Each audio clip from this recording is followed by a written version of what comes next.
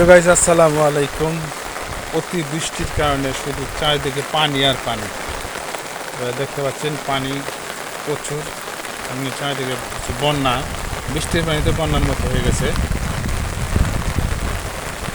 মোটামুটি রাস্তাঘাট যেটা সব তলায় গেছে। এটা বন্যা বলা যায় না, অতি বৃষ্টির কারণে পানি। তো দেখতে পাচ্ছেন শুধু পানি আর পানি। এদিক দিয়ে পানির এতটাই চাপ এবং প্রচুর বৃষ্টি, সারারাতি প্রায় প্রচুর বৃষ্টি, পানিটার প্রচুর চাপ। ব্রিজের এখানে দেখা যাচ্ছে যে পানিটা এতটাই চাপ।